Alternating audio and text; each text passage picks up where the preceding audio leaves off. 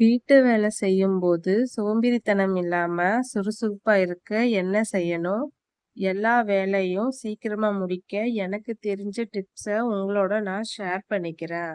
முதல்ல எதுக்கு சோம்பேறித்தனம் வருதுன்னா, நம்ம எவ்வளோதான் வீட்டு வேலை பார்த்தாலும், உடம்பு சரியில்லனாலும் நம்ம தான் வீட்டு வேலையெல்லாம் பார்க்கணும். அப்படி எல்லா வேலையும் பார்த்தாலும் நம்மள யாரும் மதிக்கிறதில்ல.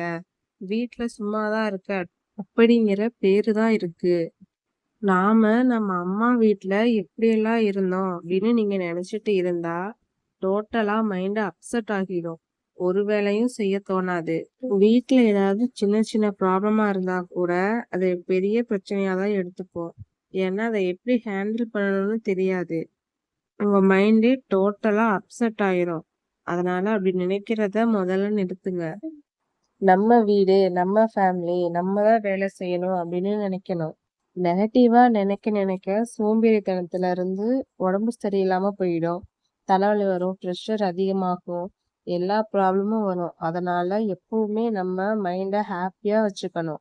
நம்மள நாமளே மோட்டிவேட் பண்ணிக்கிட்டே இருக்கணும். வேலை செய்ய கஷ்டமாவோ இல்ல சோம்பேறித்தனமாவோ இருந்தா, உங்களுக்கு பிடிச்ச பாட்டை கேட்டுட்டே வேலைய ஆரம்பிக்கலாம். உங்க மொபைல்லயோ இல்ல டிவிலயோ பாட்ட கனெக்ட் பண்ணிட்டு சாங் கேட்டுக்கிட்டே வேலை பார்க்கலாம். சின்ன சின்ன வேலையா தான் இருக்கும். அத ரொம்ப டைம் எடுத்து பண்ணக்கூடாது. நீங்களே டைம் ஃபிக்ஸ் பண்ணிக்கோங்க. இந்த டைமுக்குள்ள இந்த வேலைய முடிக்கணும். இந்த டைம்ல துணி துவைக்கணும். இந்த டைம்ல ரெஸ்ட் எடுக்கணும். காலையில என்ன சமைக்கலாம் அப்படின்னு பிளான் பண்ணி வச்சுக்கணும்.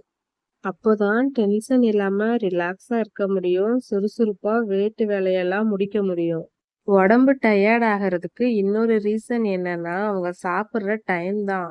பிள்ளைங்கள ஸ்கூலுக்கு அனுப்பிட்டு வீட்டு வேலையெல்லாம் முடிச்சுட்டு அவங்க சாப்பிட்றதுக்கே மணி 10, 11 ஆயிடும். அப்ப கண்டிப்பா உடம்பு டயர்ட் ஆகும். முடிஞ்ச அளவுக்கு காலைல 9 மணிக்குள்ள சாப்பிடுங்க.